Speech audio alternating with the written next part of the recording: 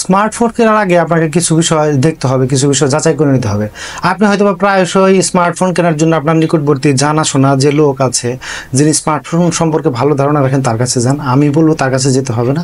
আপনি কয়েকটি বিষয় দেখলে বা কয়েকটি বিষয় বুঝলে আপনি কিন্তু নিজেই ভালো স্মার্টফোনটি চয়েস করতে পারেন। তো চলুন আমরা কিছু বিষয় জেনে নিই যে আসলে র্যাম কতটুকু থাকা জরুরি, রম কতটুকু থাকা জরুরি, কী ধরনের চিপসেট বা কী ধরনের প্রসেসর থাকলে আপনি বুঝবেন যে আপনার স্মার্টফোনটি ভালো বা এই স্মার্টফোনটি আপনার জন্য উপযোগী। চলুন স্ক্রিনে আমরা দেখে নিই বিস্তারিত। এভাবে কিন্তু চাইলে আপনি নিজে নিজেই খুব ভালো মানের স্মার্টফোন বাছাই করতে পারেন। কারো কাছে যেতে হবে না। আপনি একটু গুগল করে বা একটু ওয়েব রিসার্চ করে একটু ইউটিউব দেখে আপনি কিন্তু ভালো স্মার্টফোনটি নিজে নিজে পছন্দ করতে পারেন। আবার এছাড়া দেখা যাচ্ছে ইউটিউবে আপনি বিভিন্ন প্রমোটেড ভিডিও পাবেন, যেগুলো আপনি ফলো করলে হয়তো বা আপনি মিসগাইডেড হতে পারেন। তো আপনার প্রোডাক্ট পছন্দের ক্ষেত্রে আপনাকে কিন্তু যাচাই বাছাই করতে হবে। অন্যকে দিয়ে যাচাই বাছাই করলে আপনি ভালো প্রোডাক্টটি নাও পেতে পারেন। তো এই পদ্ধতি অনুসরণ করে আপনি সহজে কিন্তু ভালো একটি স্মার্টফোন বাজার থেকে কিনে নিতে পারেন। ধন্যবাদ। তো আপনার যদি এ সংক্রান্ত আরও কোনো প্রশ্ন থাকলে তাহলে ভিডিও কমেন্ট সেকশনে করতে পারেন, আমি উত্তর দেওয়ার চেষ্টা করবো। চ্যানেলটি ভালো লাগলে সাবস্ক্রাইব করে রাখুন। ভালো স্মার্টফোন বাছাই করার জন্য আপনাকে কিছু টেকনিক অনুসরণ করতে হবে। আপনি দেরাজে গিয়ে এরকম স্মার্টফোন প্রাইস লিখে সার্চ করতে পারেন। সার্চ করার পরে দেখবেন অসংখ্য মোবাইল আসছে। এই মোবাইল থেকে প্রথমে যে বিষয়টি সেটি হচ্ছে আপনি আপনার ডিজাইন পছন্দ করবেন, অর্থাৎ কেমন ধরনের বা কী ধরনের মোবাইল আপনার পছন্দ সেটি কিন্তু আগে আপনাকে চুজ করতে হবে। এই যে এখানে দেখুন আমরা একটি চুজ করি রিয়েলমি, এটির ডিজাইন সুন্দর আছে, আইফোনের মতো ডিজাইন। আপনি যদি এরকম ডিজাইন না চান তাহলে এই যে একটি ডিজাইন আছে, এই ডিজাইনটিও ভালো, তো এই ডিজাইনটিও আপনি দেখতে পারেন। আর সাধারণত আপনি যদি বাজেট কম থাকে অবশ্যই মিনিমাম 4GB র্যামের একটি ফোন নিতে হবে, এবং সেক্ষেত্রে যে মেমোরি সেটিও কিন্তু 128GB নিশ্চিত করবেন। এই দুটি বিষয় মনে রাখতে হবে যে 4GB র্যামের নিচে নেওয়া যাবে না, আর রম বা মেমোরি 128GB হতে হবে। তাহলে আমরা এখানে প্রথমে বাদ দিয়ে দিব হচ্ছে এই ফোনগুলো বাদ, যেগুলোতে 64GB আছে সেগুলো বাদ। তাহলে প্রথমে এই ফোনটা আমরা বিবেচনায় আনতে পারি। আর কোন ফোনটি বিবেচনায় আনতে পারি? এখানে আইফোন তো আইফোনই, আমরা বিবেচনায় আনতে পারি হচ্ছে এগুলো আনতে পারি বিবেচনায়। এগুলোর মধ্যে আমরা সিম্ফনিকে অনেক পরে রাখবো, যেটিকে তারও নিচে রাখবো। প্রথমে চেষ্টা করবো রিয়েলমি, রেডমি এবং ভিভো। এই তিনটি ফোনই চাইনিজ ফোন, কিন্তু এরাই কিন্তু আসলে প্রথম সারিতে আছে, এবং মোটামুটি নিশ্চিন্তে আপনি এই ধরনের স্মার্টফোন বা এই ব্র্যান্ডের স্মার্টফোনগুলো ব্যবহার করতে পারেন। যেমন ধরুন আমরা এখানে যদি রেডমি চুজ করি, এই যে একটি আছে, এই যে একটি আছে, তো এই দুটির মধ্যে যে ডিজাইনটা আপনার আমাদের পছন্দ এবং কালার পছন্দ সেটি কিন্তু আপনি সিলেক্ট করবেন। সিলেক্ট করলাম আমরা। আর কোনটি সিলেক্ট করবো? ইনফিনিক্স। যাদের বাজেট অনেক কম তারা কিন্তু ইনফিনিক্সও মাথায় রাখতে পারেন।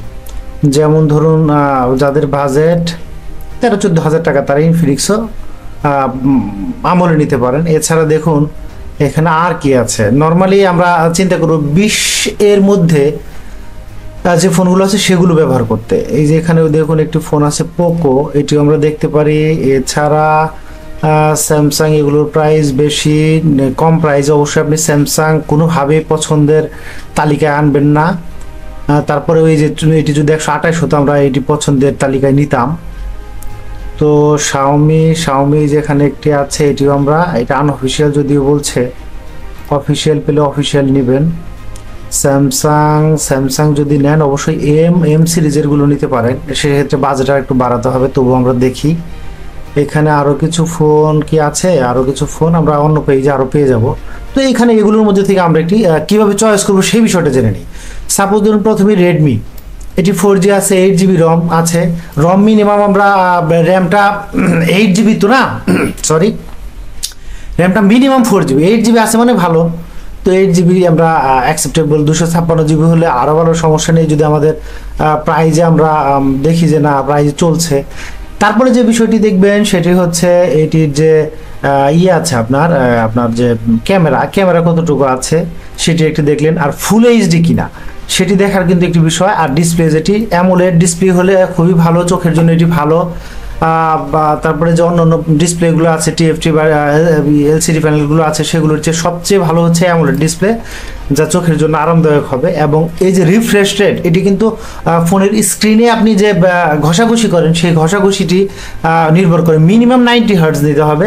তো এখানে 120 আছে মানে ভালো। তো তার মানে এই ফোনটাকে 5000 mAh ব্যাটারি আছে, এটিও ভালো, ফাস্ট চার্জার দেওয়া আছে 33 ওয়াট মিনিমাম। আপনি ফাস্ট চার্জিং অবশ্যই নেওয়ার চেষ্টা করবেন, কারণ চার্জ যদি দীর্ঘক্ষণ সময় লাগলে এটি কিন্তু একটি বিরক্তিকর বিষয়। আর যেটি নিশ্চিত করবেন সেটি হচ্ছে এইটির যে প্রসেসর আছে সেটিও আমরা একটু দেখবো যে কি ধরনের প্রসেসর ইউজ করছে। এই যে চিপসেট, স্ন্যাপড্রাগন হচ্ছে সবচেয়ে, এক কথা বলতে পারেন চিপসেটের রাজা হচ্ছে স্ন্যাপড্রাগন। তো স্ন্যাপড্রাগনটা আপনি নিশ্চিত করার চেষ্টা করবেন অবশ্যই। আর জিপিইউ যাই থাকুক, তো স্ন্যাপড্রাগনটা নিশ্চিত করে, তাহলে আমরা কিন্তু আমাদের ফিচারগুলো পেয়ে গেছে। এই ফোনটি যাদের বাজেট 20-এর মধ্যে, 20 থেকে 22-এর মধ্যে, তারা অবশ্যই এই রেডমি 13 4G এই সিরিজের ফোন অবশ্যই নিতে পারেন। ডিজাইনও সুন্দর, দেখতেও ভালো। তো আমি তাদের সাজেস্ট করবো যারা 20-এর আশেপাশে যাদের বাজেট, তারা কিন্তু এই ফোনটা অবশ্যই নিতে পারেন। এখন চলে আসুন পরবর্তীতে আমরা আরেকটু নিচের বাজেট, এইটিকে আগে আনছি না আমরা, এরপরে আমরা আগে রেডমি সিরিজের বা রিয়েলমি অথবা ভিভো এগুলো একটু দেখব। তো ভিভো ফোন কিন্তু আমরা এখানে দেখিনি, আমরা কিন্তু ভিভোটা একটু এনে নিতে পারি। ভিভো, তো আমরা ভিভো দু একটা প্রাইস দেখি যে ভিভোর প্রাইস কেমন।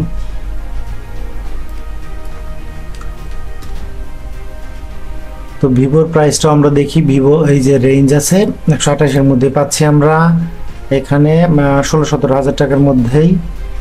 এখানে এটি এই যে নিচ্ছি না, এটি যদি 128 থাকতো তাহলে কিন্তু আমরা চয়েসে নিতাম, কারণ এখনকার সময় মেমোরি কম হলে ছবি বা বিভিন্ন কিছু আপনি গুগল ড্রাইভে রাখার পরেও দেখবেন চাপে পড়ে যাচ্ছেন। তো আমরা এটিকেও পছন্দের আওতায় নিতে পারি, এটিকে নেওয়া যাচ্ছে না। এখন আমরা দেখি, তার মানে এই ফোনটা পছন্দের আছে, এটা কেটে দিলাম। এরকম একটি ফোন নিতে পারেন আপনি। তারপরে কি আছে, ইনফিনিক্স হট, এটিও আমরা যাদের বাজেট আসলে এই 13-14 হাজার টাকা সরি, তারা কিন্তু এই ফোনটি নিতে পারেন। তো এখানে নেগেটিভ কি আছে আমরা একটু দেখি। পজিটিভ হচ্ছে রম আছে 128, ঠিক আছে। 5000 mAh ব্যাটারি, এটাও ঠিক আছে। এখানে আর কি বিষয়, নেগেটিভ কোন বিষয় আছে সেটি হচ্ছে ওয়ারেন্টি তো দিয়েছে। ডিসপ্লে হচ্ছে নর্মাল ডিসপ্লে ইউজ করেছে, কারণ ভালো কোনো ডিসপ্লে ইউজ করলে এখানে কি উল্লেখ থাকতো। আর এখানে কি আছে আপনার সিম কার্ড তো দেয়া আছে ফোনের, যে দেখুন অন্যান্য স্পেসিফিকেশন ঠিক ভালোভাবে দেয়নি। তো অন্যান্য স্পেসিফিকেশন আমরা কিভাবে জানবো? তাহলে আমরা এটি এখানে গিয়ে এইভাবে সার্চ করতে পারি। এই যে দেখুন মোবাইল দোকান, এখানে গিয়ে সার্চ করলে আপনি আরো ডিটেলস পেয়ে যাবেন। তো আমরা এই যে ফোনটি দেখছি এখানে কিন্তু পাওয়া যাচ্ছে 6GB র্যাম, এটিও পজিটিভ ব্যাপার। ফ্রন্টের ক্যামেরা যাই থাকুক, ডিসপ্লে তো এখানে ফুল এইচডি না, এটিও কিন্তু আসলে ফুল এইচডি না, এটা হচ্ছে এইচডি ডিসপ্লে। 1080 পিক্সেল থাকলে ফুল। ব্যাটারিও ঠিক আছে, মেইন ক্যামেরাটাও ধরা চলে ঠিক আছে। এখন যে স্পেসিফিকেশনের মধ্যে আমরা যে জিনিসটা দেখতে যাচ্ছি সেটা হচ্ছে এই যে দেখুন চিপসেটটি কিন্তু ব্যবহার করা হয়েছে মিডিয়াটেক হিলিও। এটি অনেক আগের না, 81 85 বা আরো বেশি চলছে। কোর হচ্ছে 8 কোর, এটি ঠিক আছে। তার মানে আমার জিপিইউ এবং সিপিইউ এটি কিন্তু ল্যাগ করবে বা একটু স্লো করবে ফোনটি। আইপিএস প্যানেল দেওয়া আছে ডিসপ্লে। আর এইখানে এই যে পিক্সেল ডেনসিটি, এটি দেখে নেওয়ার বিষয়। এটি কিন্তু 265, এটি কোনোভাবে গ্রহণযোগ্য না। এটি 300-র উপরে থাকবে বা 400-র উপরে, কতটুকু চকচকে। রিফ্রেশ রেট কিন্তু ভালো দিয়েছে। তারপরে যাদের লো বাজেট তারা এটি নিতে পারেন। তো এই বাজেটে কিন্তু আমরা অন্য ফোনও পেয়ে যাবো, আমি সেটিকে কিন্তু প্রিফার করবো। 14,000 টাকা যাদের বাজেট, তো এটিকে আমরা স্কিপ করে যাচ্ছি। 14,000 টাকার মধ্যে যে বাজেট, এটি আমরা স্কিপ করে যাচ্ছি। যেমন পোকো 14-15 হাজার টাকার মধ্যে বাজেট, এটিকে কিন্তু আমরা নিতে পারি। এটিও আমরা যদি এইভাবে সার্চ করি, এখানে চলে যাই আমরা, এটি যদি আমরা সার্চ করি তাহলে মোবাইল দোকানে পেয়ে যাবো। এই যে পেয়ে যাচ্ছি। এই যে দেখুন এখানে র্যাম ভালো, আপনি র্যাম চাইলে আরো একটু বাড়িয়ে নিতে পারেন বা একটু কমিয়ে নিতে পারেন। এখানে ডিসপ্লে এখানেও এইচডি ডিসপ্লে পাবেন, ফুল এইচডি ডিসপ্লে দেয়নি। ক্যামেরা সবই ঠিক আছে, ব্যাটারি সব ঠিক আছে। এই যে এখানে কিন্তু আপনার ওই যে ফোনটি আছে ইনফিনিক্স, সেটি যে ভালো প্রসেসর ইউজ করে, ওটা 81 এটা 85। আর হচ্ছে জিপিইউ তো মালি ব্যবহার করা হয়েছে, মালি সেটা ওটিটি ইমপ্রুভ আছে। প্যানেল আইপিএস, এখানে দেখুন পিক্সেল ডেনসিটি একটু বাড়ানো হয়েছে, কিন্তু এটি আরো একটু বাড়ানো হলে ভালো। তাহলে আমার ইনফিনিক্সের চেয়ে কিন্তু এটি ভালো, অর্থাৎ আমাদের যে পোকো C65 এটি কিন্তু ভালো। তো আমি বলবো যে আপনার যদি এরকম বাজেট থাকে তাহলে কিন্তু আপনি এই শাওমির এই ফোনটি নেবেন অবশ্যই। ইনফিনিক্স নেবেন না, কারণ ব্র্যান্ড ইজ ব্র্যান্ড, এটিকে আপনি যেভাবেই দেখুন না কেন। এখন আমরা চলে আসি আরো একটি ফোনে, Xiaomi Redmi 11। এটি 15-16 হাজার টাকা যাদের বাজেট তারা কিন্তু এটিও নিতে পারেন। এটি নিবেন কি না নিবেন আমরা একটু দেখব। এটি এখানে পর্যাপ্ত পরিমাণে তথ্য নাই, আমরা কিন্তু না এটি নিতে পারবেন না, কারণ 64, এটি 64 কিন্তু নেবেন না। যদি আমরা 128 থাকে তাহলে নেবে। এই যে 128 আছে, 15,000 টাকা, এটা নিতে পারেন। এটা নিতে পারেন, এটাও নিতে পারেন, অর্থাৎ Redmi 11 Prime যেটি সেটিও নিতে পারেন। এটি একটি বড় ব্যাপার। আমরা অন্য ইস্যুগুলো দেখি। দেখুন এখানে Helio G99, এটি অনেক আপগ্রেড একটি প্রসেসর ইউজ করা হয়েছে, এগুলো গেমের জন্য ভালো, কম বাজেটে যারা আছে। তো এখানে মালি ব্যবহার করা হয়েছে G57, এটিও আরেকটু ইমপ্রুভ যেটি সেটি ব্যবহার করা হয়েছে। এই যে দেখুন PPI ভালো আছে, এটি কিন্তু বা আপনার ফোনে চকচকে ভিডিও বা ছবিকে এবং স্ক্রিনকে চকচকে দেখাবে, কতটুকু ব্রাইটনেস কতটুকু আসবে সেটা কিন্তু এটির উপর নির্ভর করে। তো এটি চোখ বন্ধ করে নিতে পারেন, যাদের এরকম বাজেট আছে তারা কিন্তু এই 15,000 টাকার মধ্যে এই বাজেটে নিতে পারেন। অবশ্যই আপনি 164 শুধু 64 নেবেন না, 128 জিবি যেটি সেটি নেবেন। তো আর হচ্ছে আমরা অন্য একটি ফোনে যাই। এখানে স্যামসাং যাদের 23-24 হাজার টাকা বাজেট, সেখানে আমরা একটু দেখি যেটি নিবেন কি নিবেন না। 23-24 হাজার টাকা বাজেটে এটি নিবেন কি নিবেন না সেটি নির্ভর করে। প্রথমে হচ্ছে আমরা দেখব যে ডিসপ্লে কি ইউজ করছে, আর হচ্ছে অন্যান্য দেখি আমরা। স্যামসাং গুলোর ডিসপ্লে সবসময় স্যামসাং মানে অনেক ভালো হবে তা না। এই যে HD+ কিন্তু ডিসপ্লে, এখানে দেখুন পিপিআই ডেনসিটি কম দেওয়া আছে, তা আমার কাছে এই জিনিসটা খারাপ লেগেছে। IPS ব্যবহার করেছে, এই প্রাইসে অবশ্যই আপনি এই ফোন নেবেন না, কোনোভাবেই না। এখন চলে আসুন স্যামসাং কিন্তু আমরা বাদ দিয়ে দিলাম ওই রেটে। ভিভো 17,000 টাকার মধ্যে এই ভিভোটা আপনি নেবেন কি নেবেন না সেটি কিভাবে নির্ভর করবে বা কিছুর উপর নির্ভর করবে। আমরা ডিসপ্লে তো IPS দিয়েছে, ধরে নিলাম যে IPS, ব্যাটারি তো ঠিক আছে। এখন আমরা এখানে আরো একটু অ্যাডভান্স তথ্য দেখব, সেটা অবশ্যই আপনি গুগল করলে মোবাইল দোকানে যাবেন, অন্যগুলোতে দেখবেন না। মোবাইল দোকানে গিয়ে দেখলে আপনি তথ্যগুলো ঠিকঠাক মতো পেয়ে যাবেন। 5500 mAh ব্যাটারি আছে, ব্যাটারি কিন্তু অনেক বেশি আছে। যে বিষয়টি আমরা দেখব এখন সেটি হচ্ছে ডিসপ্লে IPS ব্যবহার করেছে, 90 হার্টজ, ঠিক আছে চলে।